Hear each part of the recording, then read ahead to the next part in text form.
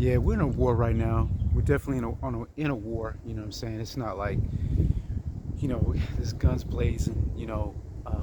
Missiles going off and stuff like that. It's mainly a spiritual war.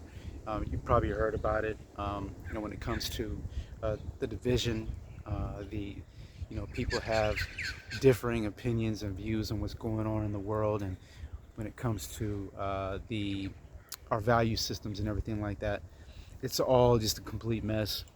You got, you know, people on the left, people on the right. It's all a big drama and fiasco, right? But you know, one thing that we need to understand is that it's all about being, righteous and doing the right thing for not only ourselves but for the future generation. Okay, so when it comes to the issue of the family unit, I think that's one of the main things we need to look at because the destruction of the family unit is a big thing.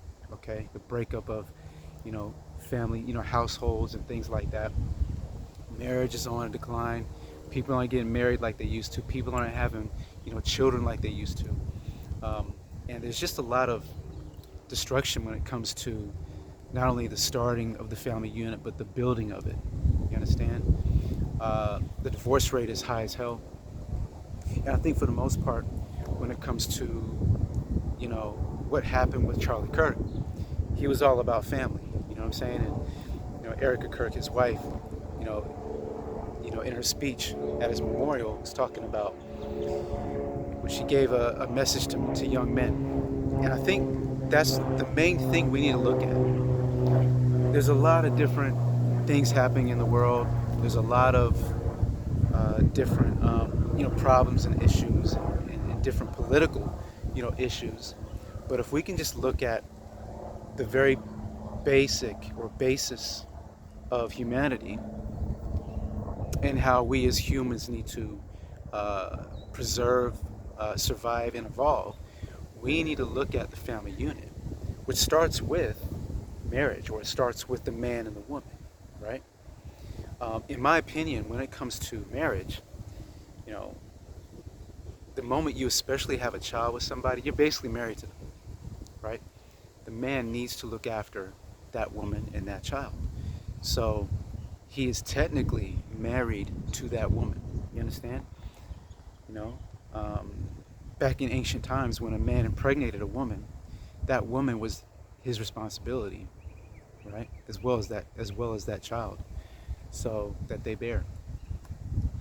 We need to go back to basics.